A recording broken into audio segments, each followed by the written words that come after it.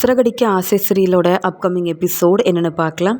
இங்கே முத்து மனோஜ் கிட்ட சொல்கிறாரு, என்ன மனோஜ், நீ பெரிய கடையோட ஓனராக இருக்க, நல்லா பிஸ்னஸ் செய்ய தெரியும்னு உன்னை நீயே பெருமையாக பாராட்டி பேசிகிட்டு இருக்க. ஆனால் உன்னையும் ஏமாற்றி அந்த ராணியும் அவங்க வீட்டுக்காரரும் பணத்தை வாங்கிட்டு போகிறாங்க, கடையில் இருக்க பொருளெல்லாம் வாங்கிட்டு போகிறாங்கன்னா நீ எப்படி தான் கடையை நடத்துகிறேன்னு ஒன்றுமே புரிய மாட்டேங்குது. பேசாமல் நாளையிலேருந்து அப்பாவை கடைக்கு ஓனராக்கிடலாம், அப்பா கடையை பார்த்துப்பாங்க. ஒன்றை மாதிரிலாம் அப்பா வந்து எல்லாரும் முன்னாடியும் ஏமாந்து நிற்க மாட்டார், தெளிவாக ஒரு முடிவெடுப்பார் அப்படின்னு சொல்ல, வேண்டாம் வேண்டாம், அதான் நீ என்கிட்ட சொன்னல, மறுபடியும் அவங்க வந்தாங்கன்னா என்ன செய்யணும்னு அதை நான் பார்த்துக்கிறேன். எவ்வளோ கஷ்டப்பட்டு இந்த பெரிய கடையோட ஓனராக்கியிருக்கேன், நீ என்னடானா அப்பாவை கூப்பிட்டு வரேன் கடையோட ஓனராக்கிறேன்னு சொல்லிட்டு இருக்கேன். பாருங்கம்மா இந்த முத்து என்னெல்லாம் சொல்லிட்டு இருக்கான்னு அப்படின்னு இங்கே வந்து பேசிகிட்டு இருக்காரு மனோஜ். அதுக்குடனே அண்ணாமலையும், முத்து சொல்கிறதும் சரிதானே, முத்து சொல்கிறதுலேயும் நியாயம் இருக்குது தானே, நீ அங்கே ஏற்கனவே உன் கடையில் இருந்த 3 லட்ச ரூபா பணத்தையும் யார் எடுத்தாங்கன்னு தெரியாமல் இருக்க. இப்போ நீ யாரை கடைக்குள்ளே வரக்கூடாதுன்னு அனுப்புனியோ அவங்க தேடி வந்து கடையில் உள்ள பொருளெல்லாம் வாங்கிட்டு போகிறாங்கன்னு சொல்கிற. மாதம் 25,000 ரூபா பணத்தை வேறு அவங்களுக்கு கொடுக்கணும்னு சொல்கிற. அப்போ அந்த ராணியும் அவங்க வீட்டுக்காரரும் தானே புத்திசாலியாக இருக்காங்க. உனக்கு எந்த திறமையும் இல்லைன்னு நினச்சேன், இப்போ புத்திசாலித்தனமும் இல்லையா? எனக்கு ஒன்றுமே புரிய மாட்டேங்குது மனோஜ். கடையை நீயும் ரோகிணியும் சேர்ந்து தானே பார்த்துக்கிறீங்க. என்னம்மா ரோகிணி, மனோஜ் என்னென்னவோ சொல்லிட்டு இருக்கான்னு கேட்க, இல்லை மாமா, எங்கள் மேலே எந்த தப்பும் இல்லை. நாங்கள் அந்த ராணியவும் அவங்க வீட்டுக்காரரையும் வேலைக்கு சேர்த்துருக்க கூடாது. அவங்கள நான் ரொம்ப நம்பினேன், எங்களுக்கு உதவி செய்கிற மாதிரி செஞ்சாங்க. ஆனால் இப்படி எங்களை ஏமாற்றிட்டு போகிறதுக்காக தான் உதவி செஞ்சுருப்பாங்கன்னு எனக்கு இப்போ தான் புரியுது. அதுலேயும் அந்த ராணியை நான் நம்பியிருக்கவே கூடாது. என்கிட்ட நல்லா பேசினாங்க, அவங்களுக்கு சம்பளம்லாம் அதிகமாக கொடுக்கணும்னு நினச்சேன். ஆனால் இந்த ராணி என்னடானா தன்னுடைய வீட்டுக்காரரையும் அங்கே வக்கீலையும் கூப்பிட்டு வந்து ஏதோ மனோஜ் தப்பு பண்ணதா சொல்லி அப்பப்போ கடையில் இருக்க பொருளெல்லாம் எடுத்துகிட்டு போகணும்னு நினைக்கிறாங்க. அவங்கக்கிட்ட இப்போ பணம் இல்லை, நாங்கள் கொடுக்குற பணத்தை வச்சு தான் அவங்க எங்கேயோ தங்கிட்டு இருக்காங்க போல். இப்படி நாங்கள் அந்த ராணியாலையும் அவங்க வீட்டுக்காரராலையும் ஏமாந்து நிற்போன்னு நான் எதிர்பார்க்கவே இல்லை மாமா. இதுக்கு நான் என்ன சொல்கிறதுன்னு தெரியல. மனோஜுக்கு நிறைய திறமை இருக்குது, ஆனால் இப்படி என்னால் தான் வந்து இந்த பிரச்சனையே வந்தது அப்படின்னு சொல்ல, ரோகிணி இதை பற்றிலாம் யோசிக்காத. அப்பா முத்து ஒரு நல்ல யோசனை சொல்லியிருக்கான்ப்பா, அதை நானே யோசித்து அவங்க மறுபடியும் வந்தாங்கன்னா நான் பார்த்துக்கிறேன்ப்பா அப்படின்னு சொல்ல, சரி மனோஜ், நீ இப்படி ஒவ்வொரு விஷயத்துலையும் ஒவ்வொருத்தர்கிட்டையும் ஏமாந்துட்டு இருந்தா சரியாக இருக்காது. பெரிய வீடு வாங்கணும்னு நினச்சேன், பெருசாக லாபமாக கிடச்ச 30 லட்ச ரூபா பணத்தை அந்த கதிர்கிட்ட கொடுத்து ஏமாந்து போய் நின்னேன். அந்த பணத்தை நானே வாங்கிடுவேன்னு இதே மாதிரி தான் ரோகிணியும் சொன்னான். இப்போ வரைக்கும் கதிரை கண்டுபிடிச்சது முத்து தான். அந்த கதிர்கிட்டேருந்து அந்த பணத்தை வாங்க முடியல. என்னுடைய பணத்தை நீ எடுத்துகிட்டு போன. இப்போ நீ சம்பாதிக்கிற பணத்தில் பெருசாக எந்த லாபமும் இல்லாமல் எந்த நல்ல ஒரு வருமானமும் கிடைக்காம மற்றவங்களால ஏமாந்து போய் நிற்கிற. ஏன் மனோஜ் இதெல்லாம் அப்படின்னு சொல்கிறாரு அண்ணாமலை. உடனே மீனாவும், ரோகிணி பேசாமல் உங்கள் மேலே தப்பு இல்லைன்னு அவங்க உங்களை ஏமாத்துறதுக்காகவே அவங்கள எப்படியாவது நீங்கள் போலீஸ்கிட்ட மாட்டி விடணும். அப்போ தான் மறுபடியும் தேடி வந்து பணம் வாங்க மாட்டாங்க, கடையில் இருக்க பொருளெல்லாம் எடுத்துகிட்டு போக மாட்டாங்க. போலீஸ்கிட்ட போனால் தான் அவங்க உங்களுக்கு உதவி செய்வாங்க, உண்மை என்னன்னு கண்டுபிடிப்பாங்க. அதை விட்டுட்டு இப்படி அவங்க ஏமாத்துறதெல்லாம் தெரிஞ்சிருந்தும் அவங்களுக்கு நீங்கள் பணம் கொடுத்துக்கிட்டே இருந்தா உங்கள் பக்கம் ஏதோ தப்பு இருக்குன்ற மாதிரி தானே எல்லாரும் யோசிப்பாங்க. மனோஜை பற்றி எங்களுக்கு தெரியும், அந்த ராணி சொன்ன மாதிரிலாம் எந்த தப்பையும் கண்டிப்பாக மனோஜ் செய்கிற ஒரு ஆளே இல்லை. அதனால் கண்டிப்பாக நீங்கள் தெளிவாக ஒரு முடிவெடுத்து இந்த பிரச்சனைக்கு ஒரு முற்றுப்புள்ளி வைக்கணும். அப்படி இல்லையா இந்த வேலையை என் வீட்டுக்காரர்கிட்ட கொடுங்க, அவரே அது யாருன்னு பார்த்து வெளுத்து வாங்கி இந்த பிரச்சனைக்கு ஒரு முற்றுப்புள்ளி வச்சிருவாரு, அப்படி தானேங்க அப்படின்னு முத்துக்கிட்ட சொல்ல, அதுக்குடனே முத்துவும், ஏன் மீனா, மற்றவங்களுக்கு உதவி செஞ்சு நாம் அவமானப்பட்டு நின்னதெல்லாம் போதாதா? இவங்க பிரச்சனையை அவங்க பார்க்கட்டும், முடிஞ்ச அளவு யோசனையை சொல்லிட்டோம், பார்ப்போம் புத்திசாலித்தனமாக மனோஜ் எப்படி அவங்கக்கிட்ட இருந்து இந்த பிரச்சனையிலேருந்து வெளியில் வரான்னு பார்ப்போம் அப்படின்னு சொல்ல, உடனே ரோகிணியும், ஆமாம் மீனா, இப்போ போலீஸ்கிட்டலாம் போய் உதவி கேட்க வேண்டாம். ஏன்னா இப்போ கடையில் நல்ல வந்து கஸ்டமர் வந்துட்டுருக்காங்க. இப்போ போலீஸ் வந்து ஒவ்வொருத்தரையும் கூப்பிட்டு கேள்வி கேட்பாங்க, விசாரிப்பாங்க. அந்த சமயம் நம்ம கடையை பற்றி தானே எல்லாரும் தப்பாக நினைப்பாங்க. கடையில் அதுக்கப்புறமா கஸ்டமரே வரமாட்டாங்க, பிரச்சனை வரும். மனோஜ், நான் சொல்கிறது உனக்கு புரியுதில்ல அப்படின்னு சொல்லும்போது, சரி ரோகிணி, நீ தான் என்ன சொன்னாலும் நான் கேட்பேன்ல, நான் கண்டிப்பாக வேறு யார்கிட்டையும் உதவி கேட்க மாட்டேன்.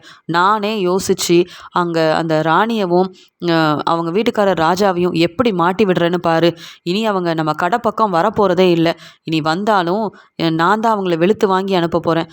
அப்படி ஒரு யோசனை என்கிட்ட இருக்குது, நான் பார்த்துக்கிறேன் அப்படின்னு சொல்லிடுறாரு மனோஜ். எப்படியோ இந்த மனோஜ் நம்மளை போலீஸ்கிட்ட மாட்டி விடாமல் இருந்தால் சரிதான். போலீஸ்கிட்ட உதவி கேட்டால் அந்த பணத்தை நான் தான் எடுத்தேன்னு தெரிய வரும். அதுக்கப்புறம் அந்த பணம் யார்கிட்ட கொடுத்த, அந்த பணத்தை வச்சு என்ன செஞ்சேன்னு எல்லாரும் கேள்வி கேட்பாங்க. கிறிஷ் என் பையன்தான், அவனுக்கு ஸ்கூலில் சேர்க்கறதுக்காக தான் பணத்தை எடுத்தேன், என் அம்மா தான் ஹாஸ்பிட்டலில் இருந்தாங்கன்னு ஒவ்வொரு உண்மையாக நானே சொல்ல வேண்டியதாக போயிடும். அப்படிலாம் நடக்கக்கூடாது. அதனால் மனோஜ் மற்றவங்க பேச்சை கேட்டு போலீஸ்கிட்ட போகாமல் இருக்கிற வரைக்கும் நமக்கு நல்லது, நாம் மாட்டிக்க மாட்டோம் அப்படின்ற மாதிரி ரோகிணியும் யோசிக்கிறாங்க. விஜயா எப்பயும் போல் பார்வதியோட வீட்டுக்கு போகிறாங்க. அங்கே அவங்கள தேடி வரவங்களுக்கு கிளாஸ் எல்லாம் எடுத்துட்ருக்காங்க. உடனே பார்வதியும், பாத்தியா விஜயா, 2 நாளையிலேயே உன்னை நம்பி இத்தனை பேர் இங்கே யோகா கிளாஸில் சேர்ந்துட்டாங்க அப்படின்னு சொல்லும்போது, ஆமாம், என் மேலே அவங்களுக்கு அவ்வளோ நம்பிக்கை அப்படின்னு சொல்ல, இதே மாதிரி தான் நீயும் டான்ஸ் கிளாஸ் ஆரம்பித்த, அதில் அப்படி ஒரு பிரச்சனை வரும்னு நான் நினைக்கவே இல்லை. அந்த ரதியாக இருக்கட்டும், அந்த தீபன்னு 2 பேரும் பெரிய பிரச்சனையை செஞ்சுட்டு போயிட்டாங்க. ஆனால் எனக்கு இப்போயும் கொஞ்சம் பதட்டமாக தான் இருக்குது அப்படின்னு சொல்ல, ஏன், எதை பற்றி நீ யோசிக்கிற? இனி எந்த பிரச்சனையும் வராது, எனக்கு தெரியும். அது மட்டும் இல்லை, நமக்கு எப்பயுமே சப்போர்ட் பண்ண சிந்தாமணி இருக்கிறதுனால நீ எதுக்காக யோசிக்கிற? ஏன் பதட்டமாக இருக்க பார்வதின்னு கேட்க, இல்லை, உன்கிட்ட இங்கே கிளாஸில் ஒருத்தர் சேர்ந்துருக்காருல்ல, அவர் பார்க்குறதே சரியில்லை, அவரால் எதுவும் தான் பிரச்சனை வருமோன்னு கொஞ்சம் பதட்டமாக இருக்குன்னு சொல்ல, யார் அது அப்படின்னு கேட்க, அங்கே சேர்ந்துருக்க ஒரு ஆளை இங்கே பார்வதி காமிக்கிறாங்க. இந்த ஆள் வந்ததுலேருந்தே திருன்னு முழிக்கிறாரு. இங்கே நீ சொல்லி கொடுக்குறதெல்லாம் கவனிக்காமல் என்னை பார்த்துக்கிட்டே இருக்காரு, எதுக்குன்னு கூட தெரியல. நீ கூப்பிட்டு என்னன்னு கேட்குறியா, இங்கே வந்த வேலையை மட்டும் பார்க்க சொல்கிறியான்னு சொல்ல, பார்வதி, இங்கே நிறைய பேர் சேர்ந்துருக்காங்க. இவங்க கிட்டலாம் நீ சொல்கிற மாதிரி நான் பேசினா நாளையிலேருந்து அவங்க வராமல் போயிட்டாங்கன்னா அப்புறம் அடுத்த மாதத்துலேருந்து எப்படி நம்ம வருமானம் பார்க்குறது? எதையும் யோசிக்காத பார்வதி, நான் இருக்க இல்லைன்னு சொல்ல, விஜயா, எப்பயும் நீ உன்னை பற்றி மட்டும்தான் யோசிக்கிற. உனக்காக உன் ஃப்ரெண்டாக இருக்கிறேன்னா என் வீட்டிலையே நீ எல்லா கிளாஸையும் எடுத்துக்கலான்னு சொல்கிறேன். ஆனால் எனக்காக இங்கே தேவையில்லாத யாரையுமே இந்த கிளாஸில் சேர்க்காதன்னு சொன்னால் ஏன் கேட்க மாட்டேங்கிற அப்படின்னு சொல்லும்போது, அதெல்லாம் எந்த பிரச்சனையும் வராது, நான் பார்த்துக்கிறேன். இங்கே எல்லாரும் ரொம்ப நல்லவங்க, என் பேச்சை அப்படியே கேட்குறாங்க தெரியுமா? என்னை நம்பி இத்தனை பேர் வராங்க. இப்போ இவரை நம்ம இங்கே கிளாஸுக்கு வர வேண்டாம்னு சொல்லிட்டோன்னா மற்றவங்களும் என்ன ஏதுன்னு கேட்பாங்க. என்ன காரணம் என்னால் சொல்ல முடியும்? அதனால் பொறுமையாரு, பார்த்துக்கலாம் அப்படின்னு சொல்லி சமாளிச்சிடுறாங்க விஜயா. அந்த சமயம் இங்கே பார்வதி விஜயாவுக்கு சாப்பாடெல்லாம் எடுத்து வச்சிட்ருக்காங்க. இங்கே சிந்தாமணி வராங்க. என்ன மேடம், சாப்பிட்றீங்களா? ஆமாம், மீனா சமைச்சு எல்லாத்தையும் கொடுத்து அனுப்பிட்டாளா? பரவாயில்லையே, உங்கள் மருமக மீனா பெரிய புத்திசாலி தான். நீங்கள் இங்கே வருவீங்கன்னு சமைச்சு கொடுக்குறது, வீட்டு வேலையை பார்த்துக்கிறதுன்னு எல்லாம் பார்த்து பார்த்து செய்கிறாள் மேடம் மீனா அப்படின்னு சொல்லும்போது, அதை ஏன் கேட்குறீங்க? மீனாவை சமைக்க சொன்னாலே வீட்டில் பிரச்சனை தான் வருது. அது மட்டும் இல்லை, அந்த முத்துவுக்கு பிடிச்சதை சமைச்சு வைக்கிறா, அதை எல்லாரும் சாப்பிடணும்னு நினைக்கிறாங்க. அதான் பார்வதி வீட்டில் சாப்பிட்டுக்கலான்னு வீட்டிலேருந்து சாப்பாடெல்லாம் எடுத்துகிட்டு வரவே இல்லை. இப்போ பார்வதி தான் எனக்காக சமைச்சு கொடுத்தான்னு சொல்ல, என்ன மேடம் நீங்கள், உங்கள் வீட்டில் 3 மருமக இருக்காங்க, அதில் ஒருத்தவங்க கூடவா உங்களை கவனிக்க மாட்டேங்கிறாங்க? ஏன் மற்ற மருமக கூட நீங்கள் சாப்பிட்டீங்களா, சாப்பாடு எடுத்துகிட்டு போனீங்களான்னு கேட்க மாட்டாங்களா? நீங்கள் மாமியாராக இருக்கீங்க, மற்ற மருமகக்கிட்ட இப்படிலாம் இருந்தால் எப்படி? நீங்கள் மாமியாராக இருந்தால் நீங்கள் சொல்கிற வேலையெல்லாம் அவங்க செஞ்சு தானே ஆகணும். அதுலேயும் இந்த மீனாவை சாதாரணமாக நினச்சிடாதீங்க. உங்ககிட்ட வேணும்னா உங்கள் பேச்சை கேட்குற மாதிரி நடித்து ஏமாற்றலாம். ஆனால் வெளியில் மீனா எல்லாரையும் அவமானப்படுத்திக்கிட்டே இருப்பா.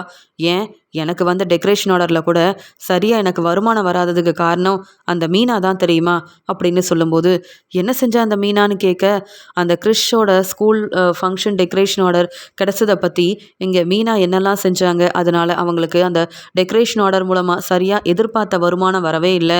மீனா இப்படி திட்டம் போட்டு என்னை ஏமாற்றிட்டா, நம்ப வச்சு ஏமாற்றிட்டா அப்படின்னு சொல்லி மீனாவை பற்றி இங்கே விஜயா கிட்ட சொல்கிறாங்க.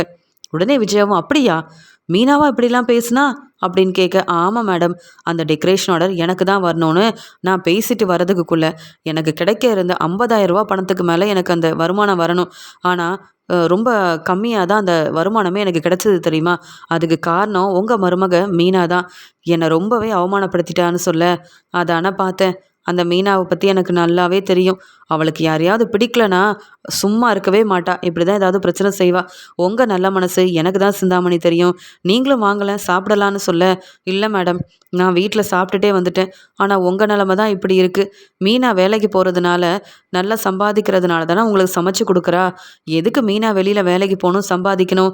டெக்கரேஷன் ஆர்டர் செய்கிறதுக்காகவே நான் இருக்கேன். என்னை விட்டுட்டு யாராவது மீனாக்கு டெக்கரேஷன் ஆர்டர் கொடுக்க நான் விட்டுருவேனா என்ன? அப்படி இருக்கும்போது தேவையில்லாமல் வெளியில் போய் சம்பாதிக்கணுன்ற எண்ணம்லாம் உங்கள் மருமகளுக்கு வரவே கூடாது. அது மட்டும் இல்லை, எத்தனை நாள் தான் பார்வதி உங்களுக்கு சமைச்சு கொடுப்பாங்க? உங்கள் மருமக மீனா தானே நீங்கள் சொல்கிற வேலையெல்லாம் செய்யணும். நீங்கள் இப்படியே இருந்தால் அந்த மீனா உங்கள் பேச்சை அப்புறம் கேட்கவே மாட்டா. இன்னைக்கு நீங்கள் இங்கே சாப்பிடுங்க. ஆனால் தினமும் நீங்கள் இனி வரும்போது உங்களுக்கு என்னென்ன வேணும்னு சொல்லி மீனாவே சமைச்சு கொடுக்க சொல்லுங்க. சமைச்சு கொடுக்கலனா வெளியில் வேலைக்கு போக வேண்டான்னு சொல்லுங்க. உங்கள் பேச்சை கேட்டால் தான் இந்த வீட்டில் இருக்க முடியும்னு சொல்லுங்க. நீங்கள் எல்லாரும் ஒன்றா இருக்கணும்னு நினைக்கிறீங்க. அந்த வீடு உங்கள் வீடு தானே. நீங்கள் சொன்னால் மற்ற எல்லாரும் கேட்டு தானே ஆகணும் அப்படின்னு மீனாவை பற்றி தேவையில்லாமல் பிரச்சனை செய்யணும். விஜயா வந்து மீனாவை தப்பாக நினைக்கணும். வீட்டில் போய் மீனாவை திட்டணும், பிரச்சனை செய்யணுன்றதுக்காகவே சிந்தாமணி இப்படியெல்லாம் பேசிகிட்டு இருக்காங்க. உடனே விஜயாவும், பாத்தியா பார்வதி, என் மேலே சிந்தாமணிக்கு எவ்வளோ அக்கறைன்னு. அந்த மீனாவாக இருக்கட்டும், ரோகிணி, ஸ்ருதின்னு யாரும் வர வர என் பேச்சை கேட்க மாட்டேங்கிறாங்க. நான் இன்னைக்கு சாப்பாடு எடுத்துகிட்டு வரல, ஆனால் யாராவது ஃபோன் பண்ணி கேட்டாங்களா பாரு, நான் சாப்பிட்றான்னு கூட யாரும் கவனிக்க மாட்டேங்கிறாங்க. ஏதோ என் ஃப்ரெண்டு பார்வதி இருக்க, நான் இங்கே வந்தாவது சாப்பிட்றேன், இல்லைன்னா என் நிலமெல்லாம் என்னதான் ஆகுமோன்னு தெரியல அப்படின்னு சொல்ல, இல்லை மாஸ்டர், ரோகிணியும் பார்லரில் நல்லா சம்பாதிக்கிறாங்க. ஸ்ருதியே சொல்லவே வேண்டாம், பெரிய பணக்கார வீட்டிலேருந்து வந்த மருமக உங்களுக்கு. அப்படி இருக்கும்போது நீங்கள் இந்த மீனா கிட்ட மட்டும் கோவமாக பேசி நீங்கள் மாமியாருன்றதை அவங்களுக்கு புரிய வைக்கணும்னா, மீனா வெளியில் வேலைக்கு போகக்கூடாது. அவங்க வேலைக்கு போகிறதுனால வீட்டில் இருக்க உங்களுக்கும் பிரச்சனை, டெக்கரேஷன் ஆர்டர் செய்கிற எனக்கும் பிரச்சனை. அதான் நான் இப்படி சொன்னேன், என்னை தப்பாக நினைக்காதீங்க அப்படின்னு சொல்லும்போது, இல்லை சிந்தாமணி, நீங்கள் ரொம்ப சரியாக தான் சொல்கிறீங்க. நான் மீனா கிட்ட இதை பற்றி பேசுகிறேன். இன்னைக்கு இங்கே எவ்வளோ என் கிளாஸில் எத்தனை பேர் சேர்ந்துருக்காங்கன்னு பார்த்தீங்களா? எல்லாத்துக்கும் காரணம் நீங்களும் பார்வதியும் தான் அப்படின்னு மீனாவை பற்றி சிந்தாமணி பேசிகிட்டு இருக்கும்போதே இப்படிலாம் சொல்கிறாங்க. சிந்தாமணி யோசிக்கிறாங்க, தினமும் அந்த மீனாவை பற்றி பேச பேச இந்த விஜயாவுக்கு மீனா மேலே ரொம்ப கோபம் வரணும். சொல்லப்போனால் மீனாவை பலார் பலார்னு விஜயா வெளுத்து வாங்கணும். இந்த விஜயாவால் தான் மீனாவை வந்து வெளியில் வேலைக்கு போகக்கூடாதுன்னு சொல்லவும் முடியும், மீனா நினைக்கிற எதையும் செய்ய விடாமல் செய்யவும் முடியும். அதுக்காக தான் தேடி தேடி வந்து விஜயா கிட்ட நல்ல பேர் வாங்கிட்டு இருக்கேன், பேசுகிறேன் அப்படின்னு சொல்லி சிந்தாமணி யோசிக்கிறாங்க. இங்கே மனோஜ் யோசிக்கிறாரு, முத்து சொன்னது ரொம்ப சரிதானே. அங்கே இருந்த சிசிடிவி மட்டும் வேலை செஞ்சுருந்தா இந்நேரம் அந்த 3 லட்ச ரூபா பணத்தை யார் எடுத்ததுன்னு நான் வந்து கண்டுபிடிச்சிருப்பேன். ஆனால் இப்போ அந்த பணத்தை அந்த ராணியும் அவங்க வீட்டுக்காரரும் எடுத்திருக்காங்கன்னு சொன்னால் எங்கே ஆதாரம் இருக்குன்னு கேட்குறாங்க.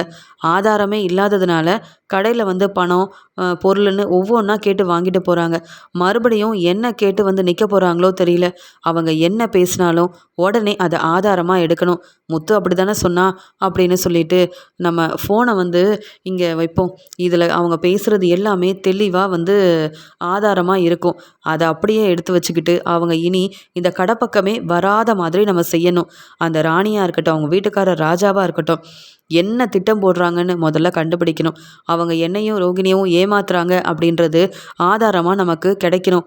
அப்போ தான் அந்த ஆதாரத்தை வச்சு அவங்களுக்கு நாம் பிரச்சனை செய்ய முடியும். நம்ம கடை பக்கமே அவங்க இனி வரவே கூடாது.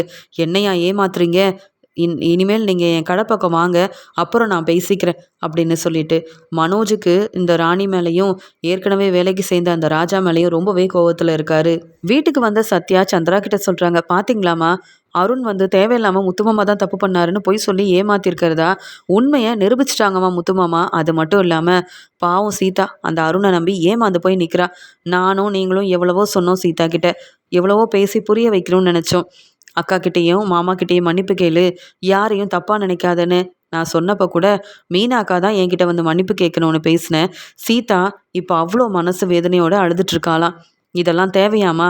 ஏமா இந்த அருண் திருந்தவே மாட்டாரா? நம்ம முத்து மாமா மாதிரி இந்த அருணால் என்றைக்கும் வரவே முடியாது போல. பாவம் முத்து மாமா எவ்வளோ பிரச்சனையை தான் இந்த அருணால் வர பிரச்சனையை தாங்கிப்பாரோ தெரியல. ஏமா இந்த பிரச்சனை செய்கிறதுக்காகவே நம்ம வீட்டு மாப்பிள்ளைய வந்திருக்காராமா இந்த அருண். நம்மக்கிட்டலாம் நல்லாதனமாக பேசுகிறாரு, நம்மக்கிட்டலாம் நல்லாதனமாக நடந்துக்கிறாரு. அப்புறம் ஏமா முத்துமாமாவை மட்டும் பார்த்தா இந்த அருணுக்கு பிடிக்கவே மாட்டேங்குது? இந்த அருண் நம்மக்கிட்ட நல்ல பேர் வாங்கணும்னு நினைக்கிறாரு, ஆனால் அதே சமயம் முத்துமாமாவுக்கு நிறைய பிரச்சனை செய்யணும்னு நினைக்கிறாரு. நம்மக்கிட்ட நல்ல பேர் வாங்கிட்டு அங்கே சீதாவையும் எல்லா விஷயத்துலையும் நம்ப வைக்கணும்னு நினைக்கிறாரு. பாவம் சீதா நம்மளை மாதிரியே அந்த அருணை நம்பி இப்போ ஏமாந்துட்டாமா அப்படின்னு சொல்லும்போது, நான் அப்போவே சொல்லலை முத்து மாப்பிள்ளை மேலே எந்த தப்பும் இருக்காதுன்னு. எனக்கும் முத்து மாப்பிள்ளை மாதிரி இந்த அருண் மேலே தான் சந்தேகமாக இருந்தது.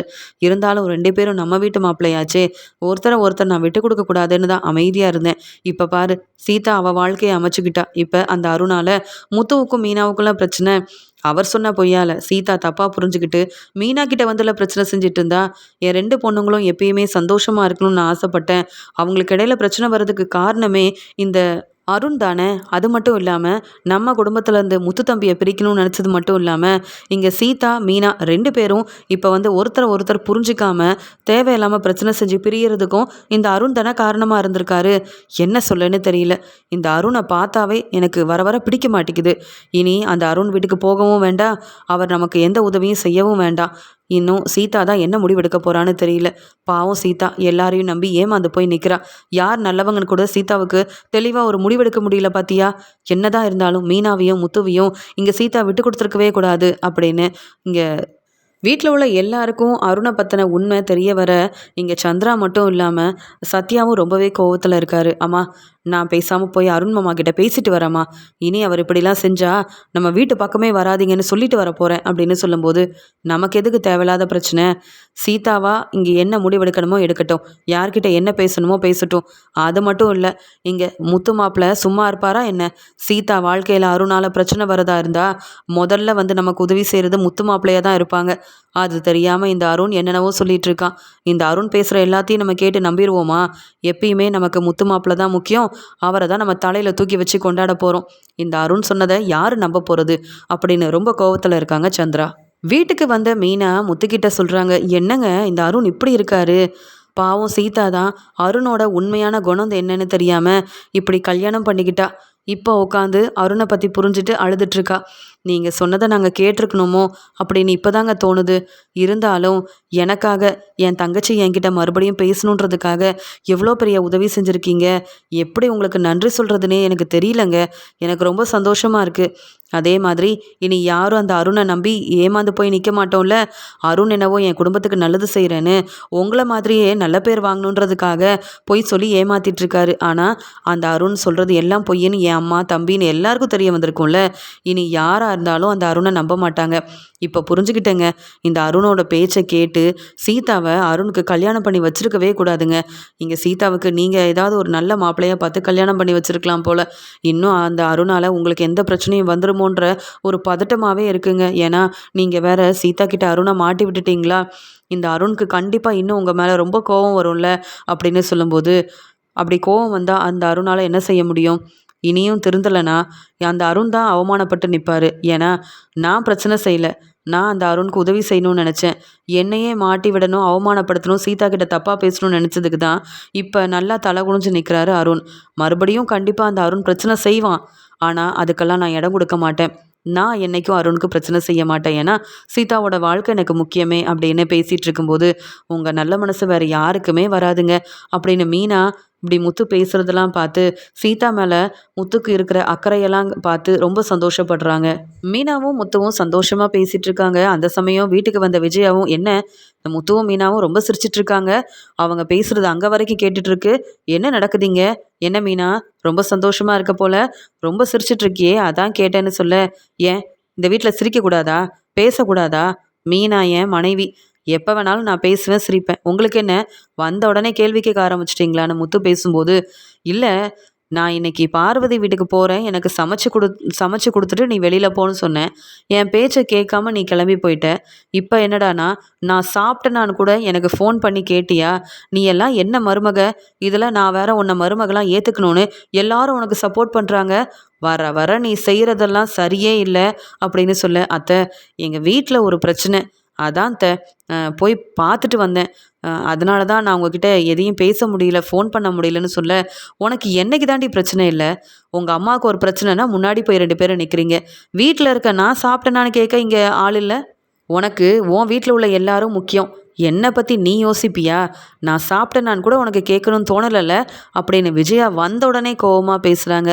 அதுக்குடனே மீனா, அத்தை தப்பாக நினைக்காதீங்க. என்னைக்காவது நீங்கள் என்னை பார்த்து மீனா சாப்பிட்டியா, எப்போ வேலையிலேருந்து வந்தேன்னு அக்கறையாக கேட்டிருக்கீங்களா அப்படின்னு கேட்குறாங்க. உடனே முத்து, அது எப்படி மீனா கேட்பாங்க. நீ பொறுப்பான மருமகளாவே இல்லைன்னு சொல்கிற என் அம்மா மட்டும்தான் நல்ல மாமியாருன்னு நினச்சிட்டு இருக்காங்க. அப்படியெல்லாம் ஒன்றும் இல்லைன்னு எங்கள் அம்மாவுக்கு தெரிய மாட்டேங்குது. மீனா, ஒன்றை மட்டும் இல்லை, நான் கூட சாப்பிட்டேனான்னு எங்கள் அம்மா என்னை கேட்டதே இல்லை. என் மேலேயும் அக்கறை இல்லை, உன் மேலேயும் எங்கள் அம்மாவுக்கு அக்கறை இல்லை. ஆனால் நாம் எல்லாரும் எங்கள் அம்மாவை நல்லா பார்த்துக்கணும்னு நினைக்கிறாங்க. அப்போ இவங்க மட்டும் நல்ல மாமியாராக இருக்கணும் நம்ம எதிர்பார்க்க மாட்டோமா. மீனா கேட்குற கேள்வியும் ரொம்ப சரியான கேள்வி தானே. இதுக்கு நீங்கள் என்ன பதில் சொல்ல போகிறீங்க. என்னைக்காவது மீனாக்கு முடியலைன்னா ரெஸ்ட் எடுக்க விட்டுருக்கீங்களா. மீனா சாப்பிட்டியான்னு கேட்டிருக்கீங்களா? எப்போ மீனா வேலையிலேருந்து வந்த? உனக்கு இந்த வேலையை செய்ய முடியலனா நீ நல்லா ரெஸ்ட் எடு மீனா, நான் பார்த்துக்கிறேன்னு என்னைக்காவது நல்ல மாமியாரா நீங்கள் பேசியிருந்தா அதே மாதிரி மீனாவும் உங்ககிட்ட கேட்பா. நீங்க தான் அப்படி நடந்துக்கலையே. அப்ப எங்ககிட்ட ஏன் எதிர்பார்க்குறீங்க? எப்படியும் பார்வதி அத்தை வீட்டுக்கு போனா, பார்வதி அத்தை நீங்க ஃப்ரெண்டுன்றதுக்காகவே நீங்க சொன்ன எல்லாத்தையும் உங்களுக்கு சமைச்சு குடுப்பாங்க. அப்புறம் நாங்க எதுக்கு இதில வேற கேட்கணும்னு சொல்லும்போது, அதானே இந்த மீனாவுக்கு இப்படி என் மேல அக்கறை இல்ல. இந்த வீட்டு மருமகளா அவ நல்லபடியா பொறுப்பா நடந்துக்க மாட்டேங்கிறானா, அதுக்கு காரணமே நீ தான் முத்து. நான் சொன்னதெல்லாம் மீனா கேட்டா தானே கொஞ்சம் கொஞ்சமா எனக்கும் மனசு மாற வாய்ப்பு கிடைக்கும். நீ என்னடான்னா, எப்ப பார்த்தாலும் மீனா என்னை எதிர்த்து பேசணுன்றதுக்காகவே இப்படிலாம் நடந்துக்கிறீங்கல்ல. நீங்க 2 பேரும் சேர்ந்து திட்டம் போட்டு தானே என்ன அவமானப்படுத்துறீங்க. பார்க்குறேன் எத்தன நாள் நீங்க அப்படி ஒண்ணா இருந்துற போறீங்க. இல்ல இன்னைக்கு சிரிச்சு பேசுற முத்து, நாளைக்கே மீனா உன் மேல கோவப்படலாம். இல்ல உன்னை உங்க அம்மா வீட்டுக்கு கூட அனுப்பலாம். ஏன் சொல்றேன்னா, உன் தங்கச்சி சீதாவுக்கு நீ கல்யாணம் பண்ணி வச்ச உடனே என் வீட்டு பக்கமே வராதுன்னு சொன்ன முத்து தானே இவரு. என்னைக்கா இருந்தாலும் நீ சின்ன தப்பு பண்ணா கூட அத முத்துவால ஏத்துக்க முடியாது. உன்னை எப்பயுமே முத்து தலையில தூக்கி வச்சு கொண்டாடுவான்னு மட்டும் நினைக்காத. அப்ப தெரியும் என் அருமை பெருமை என்னன்னு. என்னவோ 2 பேரும் சந்தோஷமா பேசி சிரிச்சுட்டு இருக்கிறதுனால, இன்னைக்கு என்ன தல குனிய வைக்கிறீங்களா? பார்க்குறேன்டி. சீக்கிரமா உங்க 2 பேரையும் ஒண்ணாவே இந்த வீட்ட விட்டு வெளியில அனுப்புறேன். அப்ப தெரியும் இந்த விஜயா யாருன்னு. அப்படின்னு கோவமா பேசிட்டு ரூமுக்கு போறாங்க. என்னங்க அத்தை இப்படி பேசுறாங்க? நாம சிரிச்சு பேசுறது தப்பாங்க? அதுக்கு இவ்ளோ பெரிய பிரச்சனை செஞ்சுட்டு போறாங்க. நாம ஒண்ணா இருந்தா உங்க அம்மாவுக்கு பிடிக்காது போல. அதுலயும் நம்ம வீட்ட விட்டு வெளியில போணும்னு புதுசா திட்டம் போடுவாங்க போல. என்னெல்லாம் உங்க அம்மா பேசுறாங்க பாருங்க. எவ்வளோதான் நான் சமைச்சு குடுத்தாலும், உங்க அம்மாவ பார்த்துக்கிட்டாலும், என்னைக்கும் என் மேல உங்க அம்மாவுக்கு அக்கறையும் வராது, பாசமும் வராதுங்க. அப்படின்னு அவ்வளோ நேரம் சிரிச்சு பேசிட்டு இருந்த மீனா ரொம்பவே அமைதியாயிடுறாங்க. உடனே இங்க முத்துவும், "ஏன் மீனா, எங்க அம்மாவ பத்தி உனக்கு நல்லா தெரியும். அவங்கள நினைச்சு நீ ஏன் கண் கலங்கி பேசிட்டு இருக்க? எங்க அம்மாவோட அக்கறை உனக்கு வேண்டவே வேண்டாம். நான் இருக்கேன்ல உன்னை பார்த்துக்கிறதுக்கு. நான் போதாதான்னு சொல்ல? போதுங்க. நீங்க மட்டுமே எனக்கு சப்போர்ட் பண்ணா அதுவே போதும்." அப்படின்னு சொல்லிட்டு கிச்சன்ல இருக்க வேலையை பார்க்கறதுக்காக மீனா போறாங்க. ஆனாலும் முத்து விஜயா பேசுனதெல்லாம் நினைச்சு ரொம்ப மனசு வேதனைப்படுறாரு. சவாரிக்காவது போலாம் அப்படின்னு அங்கேருந்து கிளம்பி போறாரு முத்து. இந்த சமயம் மறுபடியும் ராணியும் அவங்க வீட்டுக்காரரும் மனோஜோட கடைக்கு வராங்க. அப்போ மனோஜ் யோசிக்கிறாரு, முத்து சொன்ன மாதிரியே செய்யணும்ல. நம்ம ஃபோனில் அவங்க பேசுகிற எல்லாத்தையுமே ஆதாரமாக எடுத்து வைக்கணும். அப்போ தானே நமக்கு நான் ஏதாவது ஒரு ஆதாரம் கிடைக்கும், இவங்கள மாட்டி விட முடியும் அப்படின்னு சொல்லிட்டு மனோஜும் எதுக்கு இங்கே வந்திருக்கீங்கன்னு கேட்க, ஆமாம் நேற்று வந்து உங்கள் கடையிலேருந்து பொருளெல்லாம் வாங்கிட்டு போனோம்ல, சரியா எந்த பொருளும் வேலை செய்ய மாட்டேங்குது. ஏன் நாங்கள் பணம் கொடுத்து வாங்காததுனால தேவையில்லாத எந்த வேலையும் செய்யாத பொருளை எங்ககிட்ட கொடுத்து அனுப்பிட்டீங்களான்னு கேட்க, அதுக்குடனே மனோஜும் போனா போதுன்னு நீங்கள் கேட்ட பொருளை என் கடையிலேருந்து தந்ததே பெருசு. இதில் சரியாக வேலை செய்ய மாட்டேங்குதுன்னு இங்கே வந்து பேசிகிட்டு இருக்கீங்க. நீங்கள் என்ன பணம் கொடுத்தா வாங்குனீங்க அப்படின்னு சொல்லும்போது, என்னை ஏமாற்றி தானே வாங்குனீங்க. எப்பயுமே கூட வக்கீலை கூப்பிட்டு வருவீங்க, இன்றைக்கி என்ன தனியாக வந்திருக்கீங்கன்னு கேட்க, நாங்களே பேசலாம் தான் வந்தோம். நாங்கள் இப்போ ஃபோன் பண்ணால் கூட வக்கீல் சார் வந்துருவாருன்னு சொல்ல, அப்படியா என்னை ஏமாத்த உங்களுக்கு அசிங்கமா இல்லையான்னு மனோஜ் கேட்க, உடனே இங்கே வந்து ராணி சொல்கிறாங்க, இதே தான் நானும் கேட்கணும். உங்கள் கடையில் உள்ள 3,00,000 பணத்தை நாங்கள் எடுக்கவே இல்லை. ஆனால் நீங்கள் எங்களை ஏமாத்தணும்னு நினச்சிங்கல்ல, அதான் நாங்களும் திட்டம் போட்டு வந்து உங்களை ஏமாத்துறதுக்காக வந்தோம். அதே மாதிரி நீங்கள் மாட்டிக்கிட்டீங்கல்ல அப்படின்னு பேசிகிட்டு இருக்க, அங்கே மனோஜும் ஏற்கனவே தான் ஃபோனில் இவங்க பேசுகிற எல்லாத்தையும் ஆதாரமாக எடுத்து வைக்கணும்னு ஃபோனை வந்து ஒரு ஓரமாக வச்சிட்ருக்காரு. இவங்களுக்கு அது எதுவுமே தெரியாததுனால நாங்களும் உங்களை ஏமாத்திட்டு தான் இருக்கோம். உங்களால் என்ன செய்ய முடியும்? முடிஞ்சா என்ன வேணாலும் செய்யுங்க அப்படின்ற மாதிரி பேசிகிட்டு இருக்க, உடனே மனோஜ் சொல்கிறாரு, ஏம்மா ராணி, நான் உன்னை என் தங்கச்சி மாதிரி பார்த்துக்கிட்டேம்மா. இந்த கடையில் நீங்கள் வேலை செய்கிறதுக்கு பணமும் கொடுத்து இங்கே தங்கவும் இடம் கொடுத்ததுக்கு ஏம்மா இவ்வளோ வந்து பொய் சொல்லி ஏமாத்திட்டு இருக்கேன்னு கேட்க, உங்கள் மனைவி ரோகிணி சொன்னதை நம்பி நாங்கள் பணம் எடுத்தோன்னு எங்களை இங்கேருந்து அனுப்புனீங்கல்ல, அனுப்பியிருந்தா கூட பரவாயில்ல. எத்தனை பேர் முன்னாடி எங்களை தலகுனிய வச்சிங்க, அவமானப்படுத்தி பேசுனீங்க. அப்போ எங்களுக்கும் இப்படி தானே இருந்திருக்கும். அதே மாதிரி உங்களுக்கும் நடந்தால் தானே தெரியும். அதனால தான் அங்கே நாங்கள் பொய் சொன்னது உண்மைதான். ஆனால் நாங்கள் பொய் தான் சொன்னோன்னு யாருக்கும் தெரியாதுல்ல. உங்கள் கடையில் உள்ள பொருளாக இருக்கட்டும், உங்கள் பணமாக இருக்கட்டும், எல்லாத்தையும் இதே மாதிரி சொல்லி வாங்க தான் போகிறோம். நீங்கள் எங்களுக்கு பணமும் அந்த பொருளையும் கொடுத்து தான் ஆகணும். இப்போ எங்களுக்கு வேலை செய்யாத பொருளை கொடுத்து ஏமாத்தாதீங்க, வேறு நாங்கள் கேட்குற பொருளெல்லாம் கொடுங்க அப்படின்னு சொல்லும்போது, என்னம்மா இது, நீங்கள் பேசுகிறதுலாம் கொஞ்சமாவது சரியாக இருக்கா? நான் ஏதோ உண்மை என்னென்னு தெரியாமல் கூட சொல்லியிருக்கலாம். அதுக்குன்னு இப்படியாம்மா கடையில் வந்து ஏமாற்றுவீங்கன்னு சொல்ல, நாங்கள் ஏமாத்துறோம்னு நினைக்கவே இல்லை. உங்கள் கடையில் நாங்கள் வேலை பார்த்துட்ருக்கும்போது அங்கே கஸ்டமர் நிறைய பேர் வரதுக்கு உங்களுக்கு உதவி செஞ்சோம், யோசனை சொன்னோம். அதெல்லாம் மட்டும் உங்களுக்கு நல்லதாக தெரிஞ்சுது. ஆனால் நாங்கள் ஏமாற்றிட்டோன்னு சொன்னீங்களே, எதுக்கு சார்? உண்மையை தெரிஞ்சுக்கிட்டா சொன்னீங்க? நீங்கள் எங்களை ஏமாத்தலையா? பணத்தை நாங்கள் தான் எடுத்தோன்னு பொய் சொல்லலையா? அதே மாதிரி நாங்கள் பொய் சொல்கிறோம், ஏமாற்றி உங்ககிட்டேருந்து பொருளை வாங்குறோம், இதில் எந்த தப்பும் இல்லை அப்படின்னு அவங்க பொய் சொன்னாங்க. அவங்க மனோஜ் மேலே தப்பு இருக்கிற மாதிரி பொய் சொன்னது எல்லாமே ஆதாரமாக அங்கே ஃபோனில் ஆதாரம் இருக்குதுன்றது தெரியாமே ராணி இப்படிலாம் கோவமாக பேசிகிட்டு இருக்காங்க. மனோஜுக்கு அவ்வளோ சந்தோஷம். முத்து ரொம்ப பெரிய புத்திசாலி தான். அதனால தான் இவங்கள பற்றி தெரியறதுக்காக நமக்கு இந்த மாதிரிலாம் ஒரு யோசனை சொல்லியிருக்கான். இன்னைக்கு இவங்க 2 பேரும் என்கிட்ட பேசுகிற பேச்சிலேயே வாசமாக மாட்டிக்கிட்டாங்கன்னு சொல்லிட்டு உடனே அவங்க அவங்கள பற்றின உண்மையை சொல்கிற மாதிரியே மனோஜ் கேள்வி கேட்க அங்கே ராணியும் அவங்க வீட்டுக்காரரும் அவங்க எதுக்காக இங்கே பணம் வாங்குறாங்க, ஏன் பொய் சொன்னாங்க, யார் பேச்சை கேட்டு மனோஜ் கிட்ட இந்த பணம் வாங்குற திட்டத்தோடு இங்கே வந்தாங்கன்ற உண்மையை கோவத்தில் பேசிகிட்டு இருக்க எல்லாமே ஆதாரமாக மனோஜோட ஃபோனில் இருக்குது. உடனே ராணி சொல்கிறாங்க, மனோஜ் சார், எங்கள் மேலே உள்ள கோவத்தில் நீங்கள் எந்த வேலையும் செய்யாத பொருளை எங்ககிட்ட கொடுத்துட்டீங்க, நாங்கள் வேறு பொருள் எடுக்க போகிறோம் அப்படின்னு சொல்ல இங்கே மனோஜும் இனி அதெல்லாம் நடக்கவே நடக்காது அப்படின்னு சொல்லிட்டு இருக்காங்க. ஏன் நடக்காது? நான் எங்கள் வக்கீலை வர வைக்கணுமா அப்படின்னு பிரச்சனை செய்கிறாங்க ராணி.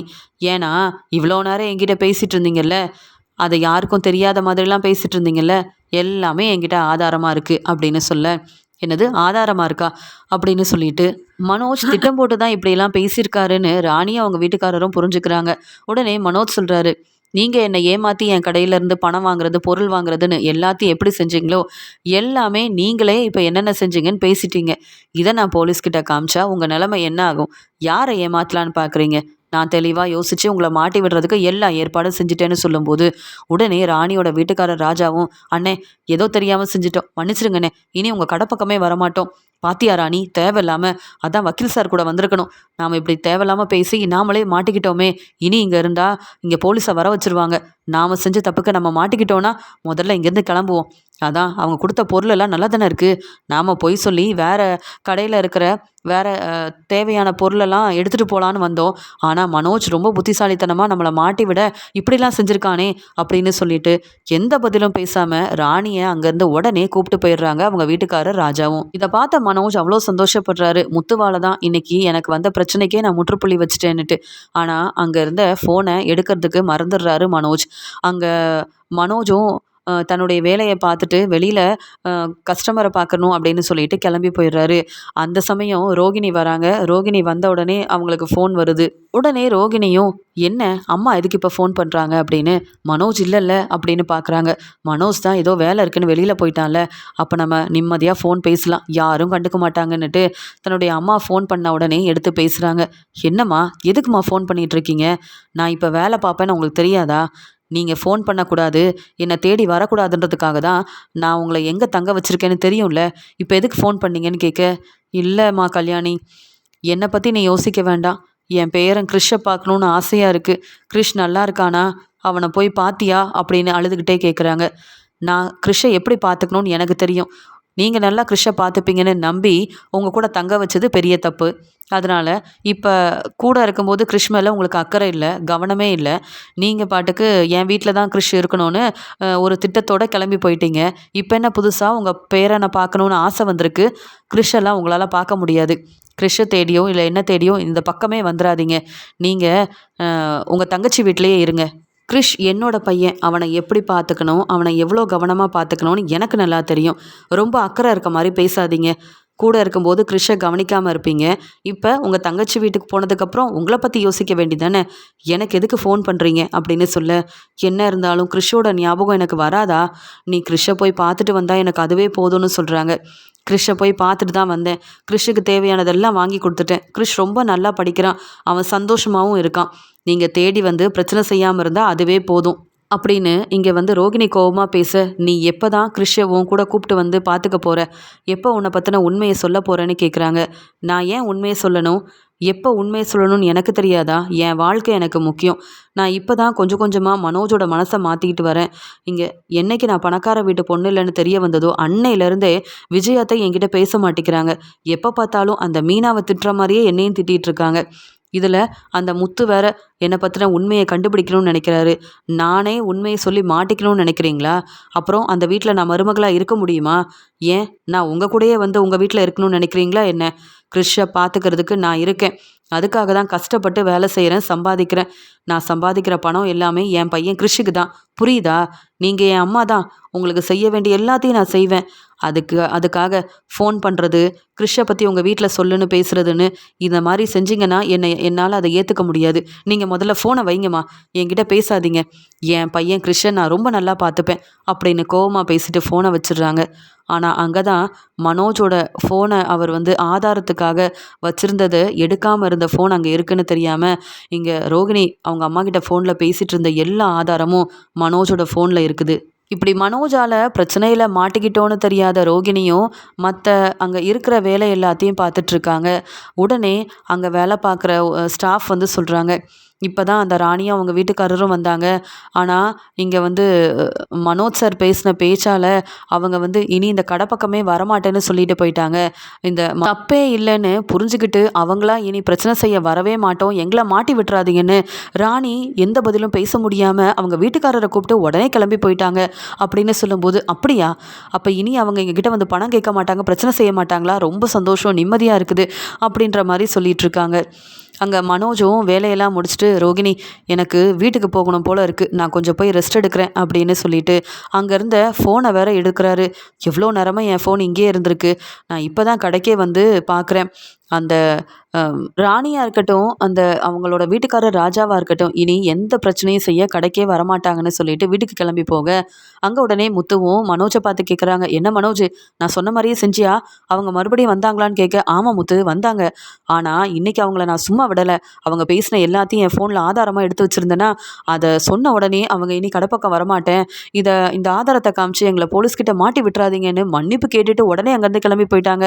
இன்றைக்கி கூட என்னை ஏமாற்றி என் கடையிலேருந்து பொருளை எடுத்துகிட்டு போகலான்னு நினச்சாங்க. ஆனால் நான் விடுவேனா? யோசித்து தெளிவாக அவங்கள ஏமாற்றிட்டேன்ல. அது மட்டும் இல்லை, இப்போ அவங்கள பற்றின ஆதாரம் என்கிட்ட இருக்குது. அவங்க பேசின எல்லா ஆதாரமும் என்கிட்ட இருக்கிறதுனால இனி அந்த ராணியாலையும் அவங்க வீட்டுக்காரராலையும் எனக்கு எந்த பிரச்சனையும் இல்லை. இனி நான் சம்பாதிக்கிற பணத்தை பிரச்சனையே இல்லாமல் நான் என் கடைக்காகவே செலவு செய்யலாம்.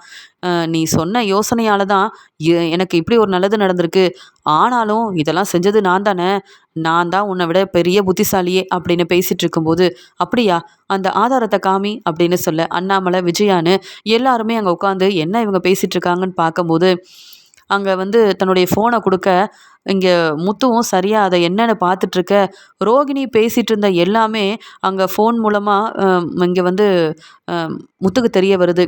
உடனே மனோஜ், என்ன பார்லலம்மா யார்கிட்டயே ஃபோனில் பேசிகிட்டு இருக்காங்க, அம்மானு வேற பேசிகிட்டு இருக்காங்க அப்படின்னு கேட்கும்போது, இங்கே கொடு நான் பார்க்குறேன் அப்படின்னு மனோஜ் கேட்க, தன்னுடைய அம்மா ஃபோன் பண்ணப்போ அதே இடத்துல நின்று ரோகிணி ஃபோன் பேசிகிட்டு இருந்த எல்லா ஆதாரமும் மனோஜோட ஃபோனில் இருந்திருக்கு. மனோஜ் ஏற்கனவே ஃபோனை மறந்து அங்கே வச்சுட்டு போனதால் அங்கே ரோகிணி வந்தது, இங்கே அவங்க அம்மா கிட்ட ஃபோனில் பேசினது, கிறிஷை பற்றி பேசினது எல்லாமே அங்கே ஆதாரமாக இருக்க, இதை பார்த்த முத்து, அண்ணாமலை, மனோஜ்னு பேரதிர்ச்சியோட திருன்னு முழிக்கிறாங்க. உடனே விஜயாவும், என்னது இது, இந்த ரோகிணி யார்கிட்ட பேசியிருக்கான்னு கேட்க, வேற யார்கிட்ட, கிறிஷோட பாட்டிக்கிட்ட தான் அப்படின்னு சொல்ல, எதுக்கு அப்படின்னு கேட்க, இங்கே பார்லலம்மா தன்னுடைய அம்மா கிட்ட ஃபோனில் பேசியிருக்காங்க அப்படின்னு சொல்ல, என்னது, அந்த கிறிஷோட பாட்டி தான் ரோகிணியோட அம்மாவா? அப்போ கிறிஷு அப்படின்னு கேட்க, வேற யாரும் இல்லை, பார்லலம்மாவோட பையன் தான் கிறிஷு. அதான் தெளிவாக சொல்லியிருக்காங்கல்ல, என் பையன் கிறிஷை பார்த்துக்க எனக்கு தெரியும், நீங்கள் இனி உங்கள் பேரன் கிறிஷை பற்றி யோசிக்க வேண்டாம், கிறிஷ் இப்போ தங்கி படிக்கிற மாதிரி எல்லா ஏற்பாடையும் நான் செஞ்சுருக்கேன்னு ரொம்ப தெளிவாக ரொம்ப கோபமாக தன்னுடைய அம்மா கிட்ட பேசிகிட்டு இருக்கிறதெல்லாம் கேட்டதுக்கப்புறம் தெரியலையா, ரோகிணிக்கு ஏற்கனவே கல்யாணம் ஆயிருக்கு, கிறிஷ் தான் தன்னுடைய பையன் அப்படின்ற உண்மை நமக்கு தெரியக்கூடாதுன்னு தான் இங்கே கிறிஷ் நம்ம வீட்டில் இருக்கும்போது யாருக்கும் தெரியாமல் ஸ்கூல்லேருந்து கிறிஷை கூப்பிட்டு போயிருக்காங்க. புரிஞ்சுக்கிட்டியா மனோஜ் அப்படின்னு சொல்ல, அம்மா நான் என்னவோ அந்த ஃபோனை அங்கே விட்டுட்டு போயிட்டேன்னு சீக்கிரமாக கடைக்கு வந்தம்மா, அதுக்குள்ளே ரோகிணி இப்படி ஃபோனில் பேசிகிட்டு இருந்த எல்லாமே இங்கே ஆதாரமாக என் ஃபோனில் கிடைக்கும்னு நான் எதிர்பார்க்கவே இல்லைம்மான்னு சொல்ல, முத்து நீ என்னவோ ஒரு யோசனை சொன்னேன், அந்த யோசனையில் அந்த ராணியும் அவங்க வீட்டுக்காரரும் தான் மாட்டிப்பாங்கன்னு நினச்சேன், ஆனால் ரோகிணியும் மாட்டிக்கிட்டாலே, இப்படி நடக்கும்னு நான் எதிர்பார்க்கவே இல்லை, ஆனால் இதுவும் நல்லதுக்கு தான். பார்த்தீங்களாப்பா, அந்த ரோகிணிக்கு ஏற்கனவே கல்யாணம் ஆயிருக்கு, நம்ம வீட்டுக்கு வந்தாலப்பா அந்த கிறிஷ், அது வேறு யாரும் இல்லைப்பா, ரோகிணியோட பையன்தான். இந்த உண்மையை சொல்லாமல் எப்படிப்பா மறைச்சி என்னை கல்யாணம் பண்ணியிருக்க முடியும், ஏன்ப்பா ரோகிணி இப்படி செஞ்சான்னு கேட்க, ரோகிணி வரட்டும் நீயே கேளு, என்ன விஜயா இதெல்லாம்? இந்த உண்மை தெரிஞ்சுதான் மனோஜுக்கு ரோகிணியை கல்யாணம் பண்ணி வச்சியா? இல்லை 2 பேருக்கும் தெரிஞ்சு எங்களை ஏமாத்திட்டு இருக்கீங்களா? இங்கே என்னதான் நடக்குது விஜயா அப்படின்னு சொல்ல, எனக்கு உண்மையாகவே இதெல்லாம் தெரியாதுங்க. ரோகிணி இப்படி ஒரு உண்மையை மறைப்பா நான் எதிர்பார்க்கவே இல்லைங்க. மனோஜ், முதல்ல அந்த ரோகிணி எங்கே இருக்கா அப்படின்னு சொல்ல, அம்மா என் கடையில் தாம்மா வேலை பார்த்துட்டு இருந்தா, பார்லர்லேருந்து வந்துட்டாம்மா. நான் தான் இதை முத்துக்கிட்ட சொல்லணுமேன்னு வீட்டுக்கு கிளம்பி வந்தேன். இங்கே என் ஃபோனை நான் அப்போ பார்க்கலம்மா. பார்த்துருந்தா அப்போவே நான் ரோகிணி கிட்ட கேள்வி கேட்டிருப்பேன். ஆனால் இப்போ என்னம்மா செய்யறது? இப்படி ஏமாத்திட்டாலுமே ரோகிணி. அவள் வீட்டுக்கு வரட்டும், இன்னைக்கு நான் பேசிக்கிறேன்னு விஜயா ரொம்ப கோவமாக இருக்காங்க. நம்ம அப்படியே கேள்வி கேட்டா இதெல்லாம் பொய்ன்னு சொல்வா. அதான் ரோகிணி ஃபோனில் பேசின எல்லா ஆதாரமும் இருக்குல்ல, நம்ம ஆதாரத்தோட தானே கேள்வி கேட்க போகிறோம். எப்படி இந்த பிரச்சனையை ரோகிணி பொய் சொல்லி சமாளிக்கிறான்னு பார்க்க தானே போகிறேன். இந்த ரோகிணி பொய் சொல்ல மட்டும்தான் இருக்கா. அவள் பேசுகிற எல்லாமே பொய்யாக தான் இருக்குது. அந்த ரோகிணியை நம்ப வேண்டாம், மறுபடியும் இந்த வீட்டுக்குள்ளே கூப்பிட வேண்டாம்னு சொன்னால் என் மாமியாரும் கேட்கல, என் வீட்டுக்காரரும் கேட்கல. இப்போ பாருங்க, என் பையன் மனோஜை எவ்வளோ ஏமாத்திருக்கா அப்படின்னு விஜயா ரொம்ப கோவமாக இருக்கும்போது இங்கே மீனாவும் பூ கொடுத்துட்டு வராங்க. மீனா, ரோகிணிக்கு ஃபோன் பண்ணி வர சொல்லுன்னு இங்கே முத்து சொல்கிறாரு. நான் ஏங்க ஃபோன் பண்ணணும்? அதான் உங்கள் அண்ணன் மனோஜ் இருக்காருல்லன்னு சொல்ல, நான் யார்கிட்டையும் பேசவே மாட்டேன் அப்படின்னு சொல்ல, உடனே அண்ணாமலையும் ரோகிணிக்கு ஃபோன் பண்ணுறாங்க. ரோகிணி எங்கேம்மா இருக்க அப்படின்னு கேட்க, நான் மனோஜ் கடையில் இல்லை, அதனால வேலை பார்த்துட்ருக்கேன்னு சொல்ல, சரிம்மா நீ முதல்ல கிளம்பி வா, எல்லாரும் உங்ககிட்ட பேசணும்னு சொல்லும்போது, என்ன அங்கிள் முக்கியமான விஷயமானு கேட்க, ரொம்ப முக்கியமான விஷயம், நீ வந்தால் தான் பேச முடியும், சீக்கிரம் வாமா அப்படின்னு சொல்லி கூப்பிட்றாங்க. என்னன்னு தெரியலையே அப்படின்னு சொல்லிட்டு இங்கே ரோகிணியும் கிளம்பி வராங்க. மனோஜ், என்னாச்சு? எதுக்கு அண்ணாமலை அங்கிள் என்னை வர சொன்னாருன்னு கேட்க, உன்னை பற்றி கேள்வி கேட்க தான் அப்படின்னு சொல்ல, என்ன கேட்கணும் அப்படின்னு கேட்குறாங்க. என்ன பார்லலம்மா, நீங்கள் இப்படி இவ்வளோ சீக்கிரத்தில் மாட்டிப்பீங்கன்னு நான் எதிர்பார்க்கவே இல்லைன்னு முத்து சொல்கிறாரு. என்ன முத்து சொல்கிறீங்க? நான் மாட்டிக்கிட்டேனா அப்படின்னு சொல்ல, ஆமாம், உங்கள் அம்மா கிட்ட ஃபோனில் பேசிகிட்டு இருந்தீங்கல்ல, எல்லா ஆதாரமும் எங்ககிட்ட கிடச்சிருச்சுன்னு சொல்லும்போது திருன்னு முழிக்கிறாங்க. ஆமாம், மனோஜோட கடையில் நான் எங்கள் அம்மா ஃபோன் பண்ணப்போ பேசிகிட்டு இருந்தேன். அதெல்லாம் எப்படி இவங்களுக்கு தெரியும் அப்படின்னு கேட்க, மனோஜோட ஃபோனில் இருந்த ஆதாரத்தை இங்கே முத்துவும் ரோகிணி கிட்ட காமிக்க, வீட்டில் இருந்த எல்லாருமே பேரதிர்ச்சியோடு நிற்கும்போது விஜயா பலார்னு ரோகிணியை வெளுத்து வாங்குறாங்க. இதுக்கு என்னடி பதில் சொல்ல போகிற? என்ன ஏதாவது பொய் சொல்லலான்னு நினைக்கிறியா? உனக்கு ஏற்கனவே கல்யாணம் ஆயிருக்குன்ற உண்மையை மறைச்சி எங்களை ஏமாற்ற என்னெல்லாம் திட்டம் போட்டிருக்க? நீ இந்த வீட்டோட மருமகளா? இல்லை அப்படி இந்த வீட்டோட மருமகளா இருக்க இனி நான் விட்டுருவேனா? என்னுடைய அப்பா மூலமாக நிறையா பணம் வரும், சொத்தெல்லாமே மனோஜுக்கு தான் வரும்னு பொய் சொன்னேன். அதையே என்னால் தாங்கிக்க முடியல. இப்போ என்னடானா உனக்கு ஏற்கனவே கல்யாணம் ஆயிருக்குன்ற உண்மையை ஏண்டி மறைச்சி இந்த வீட்டுக்கு மருமகளாக வந்தேன்னு கேட்குறாங்க. இல்லாண்டி உண்மையை மறைக்கணும்னு நினைக்கல, இப்படி நானே மாட்டிக்கிட்டேனே. முத்து மீனா தான் என்னை பற்றின உண்மையை கண்டுபிடிப்பாங்கன்னு நினச்சிட்டு இருந்தேன். இப்போ நானே எங்கள் அம்மா கிட்ட ஃபோனில் பேசி, அதுவும் மனோஜோட ஃபோனில் இந்த ஆதாரம் இப்படிலாம் கிடைக்கும்னு நான் நினைக்கவே இல்லை அப்படின்னு சொல்லிட்டு ரோகிணி அழுகுறாங்க. மனோஜ், நீயாவது நான் சொல்கிறத கேளேன் அப்படின்னு ரோகிணி மனோஜ் கிட்ட பேச போகிறாங்க. உடனே அங்கே வந்த விஜயா, ஏன் மனோஜோட மனசை மாற்றிடலாம், எப்படியாவது மன்னிப்பு கேட்டு இங்கேயே தங்கிடலான்னு பார்க்குறியா? என் பையன் உன்னை ரொம்ப நம்பிட்டான், அதனால் நம்ப வச்சிடலான்னு நினைக்கிறல்ல. இந்த வீட்டில் இருக்க யாருமே நீ சொல்கிற எதையும் நம்ப போகிறதே கிடையாது. நீ எப்படிப்பட்டவனை புரிஞ்சிருச்சு, எங்களுக்கு ஆதாரமும் கிடச்சிருச்சு. இந்த ஆதாரமே போதும் நீ யாருன்றத போலீஸ்கிட்ட வசமாக மாட்டி விடுறதுக்கு. என்ன செஞ்சு வச்சிருக்க அப்படின்னு விஜயா கேட்கும்போது, உடனே ஸ்ருதியும், ரோகிணி இப்பயாவது உண்மையை சொல்லுங்கள், கிறிஷ் உங்கள் பையன்தான், நீங்கள் தான் அப்போ ஏற்கனவே படித்த ஸ்கூல்லேருந்து கூப்பிட்டு போயிருக்கீங்க. இப்போ கிறிஷை எங்கே தங்க வச்சுருக்கீங்க? உங்கள் அம்மா உங்கள் சொந்தக்காரங்க வீட்டில் இருக்கிறாங்க. கிறிஷ் ரொம்ப பாவம், அவன் சின்ன பையன், அவனை பற்றி கூட யோசிக்க மாட்டிங்களா? எங்கே தான் அவனை தங்க வச்சுருக்கீங்க? அவன் எப்படி தான் படிக்கிறான், அதையாவது சொல்லுங்கன்னு கேட்கும்போது, நீங்கள் இந்த குடும்பத்து மருமகளாக இருக்கீங்க, அப்போனா உங்கள் பையனை நாங்கள் ஏற்றுக்கிறோம். ஆனால் உண்மையை இப்பயாவது பேசலாம்ல. நீங்கள் மனோஜ் கூட வாழணும்னு நினைக்கிறீங்க, ஆனால் உங்கள் பையன் மேலே உங்களுக்கு அக்கறையே இல்லை. ஏங்க இப்படி இருக்கிறீங்க? கிறிஷ் கொஞ்ச நாள் தான் இந்த வீட்டில் இருந்தான், அவன் மேலே எங்களுக்கு அவ்வளோ அக்கறை இருக்குது, உண்மையான பாசம் வச்சுருக்கோம். அதனால தான் கிறிஷை பற்றி நான் கேட்குறேன்னு ஸ்ருதி கேட்குறாங்க. ஆனால் ரோகிணி யோசிக்கிறாங்க. இப்போ முத்துவும் மீனாவும் நான் சொன்னேன்னா உடனே போய் கிறிஷை கூப்பிட்டு வந்துடுவாங்க. கிறிஷ் இங்கே இருப்பான், ஆனால் என்ன இங்கேருந்து அனுப்பிட்டாங்கன்னா என்ன செய்ய? அது மட்டும் இல்லாமல் எல்லாரும் கிறிஷ் மேலே பாசமாக இருப்பாங்க. மனோஜும் விஜயாத்தையும் என்னை ஏற்றுக்க மாட்டாங்களே. அதனால் இப்போதைக்கு கிறிஷ் எங்கே இருக்கான்னு சொல்லணும். இங்கே கூப்பிட்டு வரணும்னா வீட்டில் உள்ள எல்லாரும் என்ன முதல்ல ஏற்றுக்கணும், நான் செஞ்ச தப்பை மன்னிக்கணும் அப்படின்னு சொல்லி ரோகிணி அழ ஆரம்பிக்கிறாங்க.